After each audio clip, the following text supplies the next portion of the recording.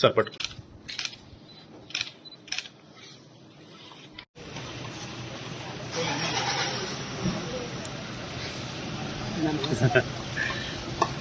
ఏమనుకో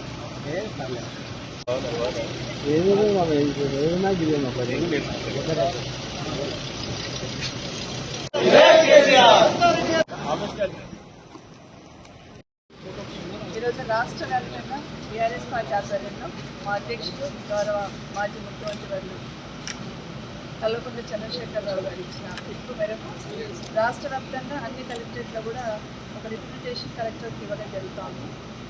గతంలో ప్రభుత్వం ఎన్నికల కన్నా ముందు ఇచ్చిన హామీలు ఒక సైడ్ అయితే ఈరోజు వర్షం నీళ్ళున్నా కూడా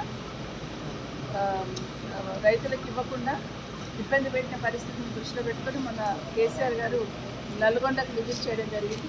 రాష్ట్ర వ్యాప్తంగా రైతుల పంటలు ఎండిపోయి బోర్లు ఎండిపోయి రైతులందరూ ఏడుస్తున్నా కూడా ఈ ప్రభుత్వము అసలు అటు పక్క తిరిగి కూడా చూడట్లేదు. సీతకన్ను వేసినట్టు ప్రవర్తిస్తున్న ఈ ప్రభుత్వం కళ్ళు తెప్పించే విధంగా కేసీఆర్ గారు మన నల్గొండకి విజిట్ చేయడం, అక్కడ పంటలన్నీ కూడా చూసి రైతుల బాధలు విన్న తర్వాత అవకాశం ఉండి ఉన్న నీళ్ళని కూడా కనీసం రైతులకు సరఫరా చేయకుండా దాని నిర్వహణ లోపంతో రైతుల పంటలు ఎండిపోతూ ఉంటే ప్రభుత్వం సోద్యం చూస్తూ ఉంది.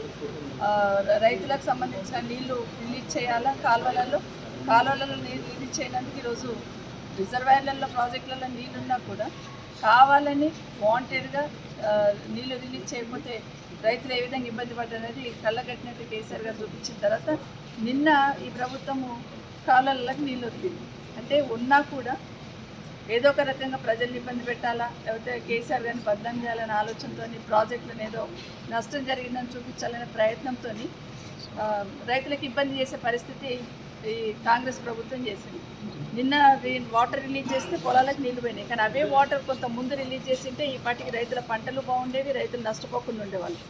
అది ఒకటైతే కనీసం పంటలు ఎండిపోతూ ఉంటే రైతులు ఆత్మహత్యలు చేసుకుంటూ ఉంటే కనీసం వాళ్ళ సైడ్ తిరిగి కూడా చూడకుండా 110 రోజుల పాలన చూస్తూ ఉంటే కనీసం రైతులు ఏమీ